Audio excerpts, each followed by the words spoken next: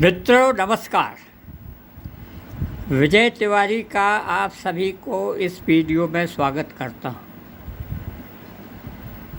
आज विशेषकर उन मित्रों को, दोस्तों को इस वीडियो को देखने के लिए मैं निवेदन करूँगा जिन्होंने कि मध्य प्रदेश हाउसिंग बोर्ड, जिसे हिंदी में मध्य प्रदेश गृह निर्माण बोर्ड कहा जाता है, उससे प्लाट खरीदे या मकान खरीदे। तो ये तो हुई आपके मध्य प्रदेश हाउसिंग बोर्ड यानी गृह निर्माण मंडल से खरीद फरोख्त की बात। लेकिन जो सबसे बड़ा इसका कानूनी पॉइंट है वो मैं मध्य प्रदेश के हाई कोर्ट और सुप्रीम कोर्ट के संज्ञान में लाना चाहूँगा कि मध्य प्रदेश गृह निर्माण अधिनियम 1972 क्रमांक 3 मध्य प्रदेश विधानसभा ने पारित किया और 21 जनवरी को प्रेसिडेंट ऑफ इंडिया ने इसको असेंट दी यानी स्वीकृति दी और 22 जनवरी को इस कानून को मध्य प्रदेश के गजट में प्रकाशित किया गया। 22 जनवरी 1973 को, जनवरी है। अब जब कानून बनता है तो उसके रूल बनते हैं, नियम बनते हैं। जैसा कि आपने देखा होगा कि जब सिटीजन अमेंडमेंट बिल बनाया भारत सरकार ने अभी विगत वर्ष में, तो साल भर में उसके नियम बनाए गए और उसके बाद सिटीजन अमेंडमेंट एक्ट जो है वो चालू हो गया। तो जिनको उस पर काम करना था वो डिपार्टमेंट उस पर उन नियमों के अनुसार काम कर रहा है। लेकिन मध्य प्रदेश हाउसिंग बोर्ड की धारा 102 में साफ लिखा हुआ है कि इन विषयों पर सरकार को कम से कम 1 साल के अंदर इसके नियम बनाना थे, लेकिन सरकार ने नियम नहीं बनाए। तो जब नियम नहीं बनाए तो हाउसिंग बोर्ड यानी गृह निर्माण मंडल का कानून जो है वो तो चालू ही नहीं हुआ, वो रेगुलेट ही नहीं हुआ, मतलब बोर्ड बना ही नहीं। तो बोर्ड धारा 103 में साफ लिखा हुआ है कि इस एक्ट के रूल को नोटिफिकेशन करेगा बोर्ड और जब भी उसके ऊपर कोई भी मसौदा तैयार करेगा तो उसे सरकार से मंजूर कराना पड़ेगा और जब तक मंजूर नहीं होगा तो वो गैरकानूनी कहलाएगा। लेकिन बोर्ड ने इस बात की परवाह ना करते हुए बायलॉज बनाए। तो बायलॉज का भी सरकार से अनुमोदन ज़रूरी रहता है और बायलॉज में एक विशेष बात होती है कि उसको गजट नोटिफिकेशन करना पड़ता है। अगर गजट नोटिफिकेशन नहीं किया गया तो उसको अपराध समझा जाता है।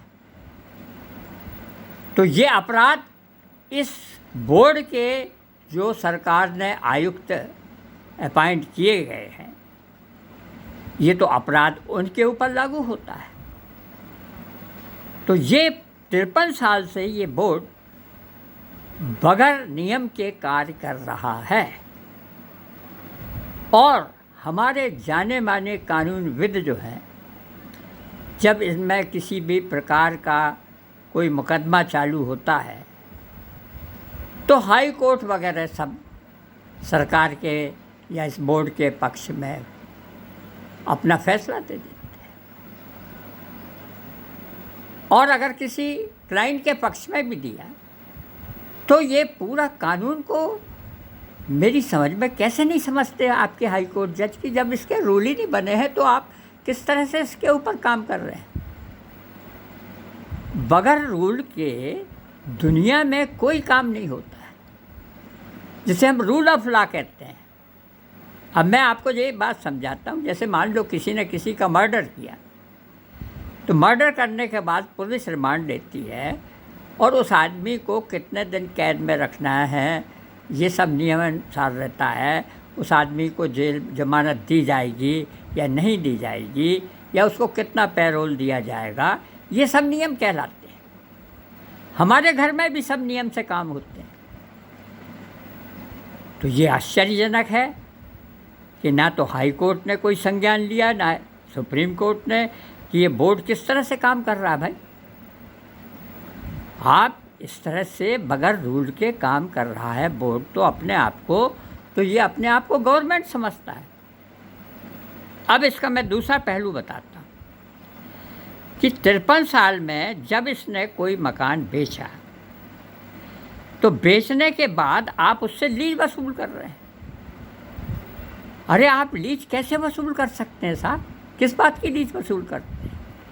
आपने तो आप तो सरकारी संस्थाएं हैं, रेगुलेटरी बॉडी हैं, आपको सरकार आपको पूरी तरह से ज़मीन देती है सिर्फ मकान बनाने के लिए। और मकान को आप धारा 34 के हिसाब से मकान को आप लीज पर दे सकते हैं, या मकान को बेच सकते हैं, या हायर परचेज पर दे सकते हैं। और जब उसकी रजिस्ट्री होती है, तो वो जिस मकान जिस ज़मीन पर बना होता, वो ज़मीन सरकार की होती, सरकार मालिक रहती है उसकी। तो सरकार उस ज़मीन को उस व्यक्ति जिसने कि वो मकान ख़रीदा, उसके नाम पर ट्रांसफ़र कर देती है, जो कि मध्य प्रदेश आपके जो स्टाम्प एक्ट है 2014 का ऑर्डिनेंस है, वो भी उसके 62 इंस्ट्रूमेंट में साफ लिखा हुआ है कि लीज जब ट्रांसफ़र होती है तो उस व्यक्ति को पूरा अधिकार मिल जाता है, असाइनमेंट मिल जाता है कि वो उस संपत्ति को किसी अपने वारिसों के नाम भी ट्रांसफ़र करवा सकता है, या किसी को दूसरे व्यक्ति के नाम भी ट्रांसफ़र करवा सकता है, या उसको गिफ्ट में भी दे सकता है। तो ये तो हुआ पिछले 53 साल से करोड़ों अरबों की राशि में हाउसिंग बोर्ड से लोगों से जबरन लीज वसूली की।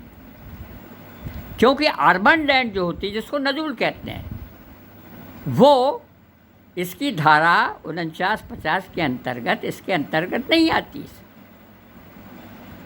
तो आपने जो लीज वसूल की है, और सबसे इम्पॉर्टेंट बात यह है कि हाउसिंग बोर्ड को की धारा 60 में जो वित्त से संबंधित रखता है, उसमें साफ लिखा हुआ है कि हाउसिंग बोर्ड किसी भी बैंक में अपना खाता खोलेगा और हाउसिंग बोर्ड पैसे लेकर के उस खाते में जमा कराएगा।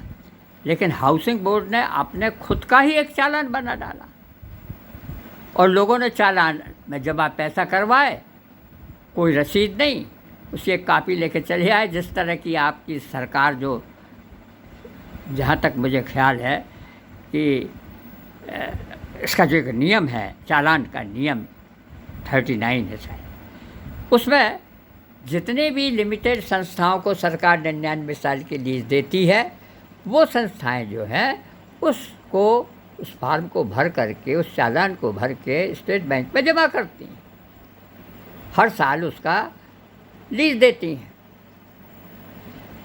तो ये जो सबसे बड़ा हाउसिंग बोर्ड यानी गृह निर्माण मंडल 1972 का कानून है, इसको संज्ञान में सुप्रीम कोर्ट ले, मध्य प्रदेश सरकार से दरियाफ्त पूछे, उसको नोटिस दे कि आपने इसका नियम क्यों नहीं बनाया, आप किस तरह से लोगों से ठग रहे हैं। हजारों लाखों लोगों को 53 साल में आपने ठगा होगा।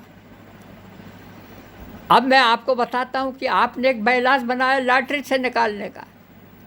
अरे लॉटरी से निकालने का, अगर किसी ने लॉटरी से अपना पैसा वापस मांगा, तो आप उससे 10% 20% उसका पैसा काट के देते हैं। तो आप इस बैलास को ना तो आपने सरकार से सैंक्शन करवाया, ना उसका गजट नोटिफिकेशन करवाया, और लोगों से हज़ारों पैसे लूटे।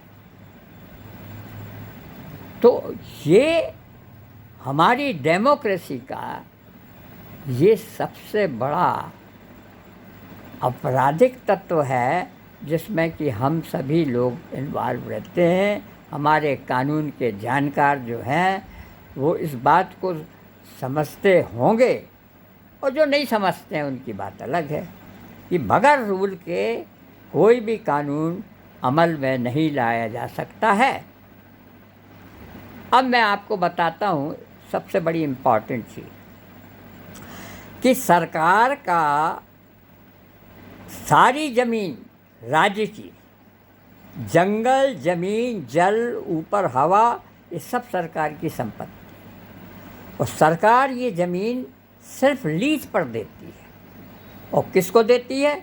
या तो सरकारी संस्थाएं जैसे म्यूनिसिपल, नगर निगम, आपका नगर विकास है बोर्ड है, या आपका हाउसिंग बोर्ड जैसे गवर्नर, उनको लीज पर देती है और उनके फंड से पैसे भी ले लेती है, उनसे एक मुश्त रेंट भी ले लेती है। वो स्थायी लीज होती है, उनको मकान बनाने का देती है नजूल लैंड में, अर्बन लैंड में। और जब वो एक बार ट्रांसफ़र हो गया वो लैंड किसी व्यक्ति के नाम, धारा, संविधान की धारा 19 के अनुसार, तो वो व्यक्ति उसको एक तरह से उसके नामांतरण हो जाता है और वो व्यक्ति उसको ट्रांसफ़र कर सकता है, डिस्पोज ऑफ कर सकता है, बेच सकता है। और जो सबसे महत्वपूर्ण बात यह है कि अगर उस पर स्टाम्प लग गया, वो ना स्टाम्प में लिखा रहता है नॉन जुडिशल स्टाम्प, तो नॉन जुडिशल स्टाम्प का मतलब होता है रूलर या राजा पहले रहते थे, किंग जॉर्ज इंग्लैंड के, उनकी फ़ोटो छपती थी, वो स्टाम्प कहलाता था। और आजकल उसके ऊपर संविधान की का आकृति रहती है। मतलब जो संवैधानिक पुरुष है, गवर्नर, प्रेसिडेंट, इनको ये कानून से ऊपर है, इनके ऊपर मुकदमा नहीं चलाया जा सकता। तो जिसके संपत्ति पर नॉन जुडिशल स्टाम्प लगा हुआ है वो उसके ऊपर किसी भी प्रकार का कोई भी न्यायाधीन रूलिंग नहीं हो सकती है। हाँ, अगर उसमें कोई जालसाजी हो तो जा सकता कोर्ट में, और जालसाजी सिद्ध करे तो उस पर कोर्ट अपनी रूलिंग दे सकता है।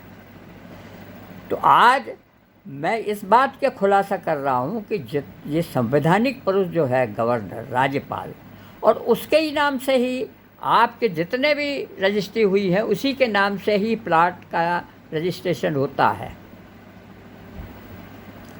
और ये जो है उसका नामांतरण कहलाता है और उसको सारे अधिकार मिल जाते हैं। लेकिन मध्य प्रदेश में एक गैर कानूनी काम और किया जो 2009 में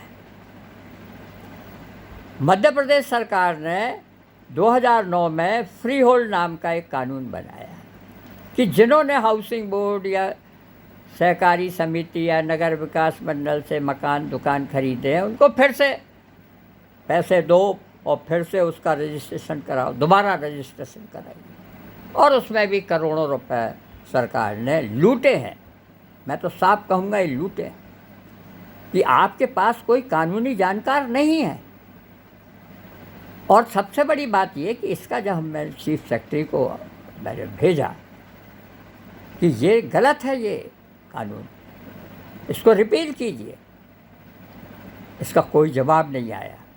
और इसीलिए मैं इस वीडियो को बना रहा हूँ कि आप सभी के सारे कानूनविद और सारे हाई कोर्ट, सुप्रीम कोर्ट का इसका जायज़ा लें। अब तीसरी बात बताता हूँ। अभी तक 53 साल में जितने भी हाई कोर्ट के जज रिटायर हुए हैं मध्य प्रदेश से, उन्होंने हाउसिंग बोर्ड से संपत्ति, उन्होंने मकान खरीदे सब। और मज़ेदार बात है कि उन्होंने भी लीज दी। लीज सिर्फ जो लिमिटेड कंपनियां हैं, हजारों, सिर्फ वो लीज देती हैं और उस पर सरकार का हमेशा अधिकार रहता है। और जब लीज ट्रांसफ़र होती है संविधान की धारा 19 के अनुसार, तो उस व्यक्ति को उसको भी ट्रांसफ़र करने का अधिकार मिल जाता है। वो उसको बेच सकता है, अपने वारिसों के नाम कर सकता है। लेकिन हाउसिंग बोर्ड ने लोगों से लीज ली किस बात के लिए? हाँ, हाउसिंग बोर्ड धारा 49 और 50 के अनुसार जिसको ट्रांसफ़र अपने नाम पर कराता है, उसको अगर वो बेचता भी है मकान बनाने के लिए, तो उसकी रजिस्ट्री उस आदमी के पक्ष में हो जाती है, उससे लीज नहीं ले सकते। लेकिन अगर खाली ज़मीन है या हाउसिंग बोर्ड ने कोई मकान दुकान बनाई है, उस पर लीज ले सकते हो। तो ये आपका पूरी गहन अध्ययन करने के पश्चात मैं निवेदन करूँगा सुप्रीम कोर्ट से कि इस संस्था जो कि गैरकानूनी तरीके से काम कर रही है, उस पर सरकार को नोटिस दिया जाए और उनका पक्ष भी सुना जाए। धन्यवाद मित्रों, आपका स्वागत कर रहा हूँ फिर से, और इस वीडियो को आप सब्सक्राइब करें, इसको शेयर करें, बेल आइकन दबाएं और आपसे जितना कंट्रीब्यूशन हो आप इसमें कंट्रीब्यूट करें अपना, और इस वीडियो को संभाल करके रखें ताकि आप अगर किसी भी मुकदमे में इन्वॉल्व होते हैं तो आप अपने वकील को समझाएं और मुकदमा तो फिर आपके पक्ष में ही जाएगा। अगर आपका हाउसिंग बोर्ड या गृह निर्माण मंडल से किसी भी प्रकार का कोई विवाद है तो आप बताइए कि आप किस नियम से ये हमसे पैसा लीज ले रहे हैं या किस नियम से आप हमारा पैसा काट रहे हैं, ये नियम दर्शाइए, क्योंकि हर एक काम नियम से होता है। इस रूल ऑफ लॉ कहलाता है। तो हमारे देश में रूल ऑफ लॉ का तो कहीं पता आता नहीं, और ये 53 साल से मध्य प्रदेश गृह निर्माण मंडल इस तरह से काम कर रहा है। अब चौथी बात मैं और बताऊंगा कि गृह निर्माण मंडल के कानून में कहीं नहीं लिखा है कि कोई भी मंत्री जो कि नगर विकास का मंत्री है वो इसका चेयरमैन हो, ये कहीं नहीं लिखा है। लेकिन मध्य प्रदेश में जो नगर विकास के जो मंत्री हैं वो इसके चेयरमैन। तो इन सब बातों का खुलासा मैं आज हाई कोर्ट और सुप्रीम कोर्ट के माननीय जजों के समक्ष प्रस्तुत कर रहा हूँ, वो इस पर कार्रवाई करें। धन्यवाद मित्रों।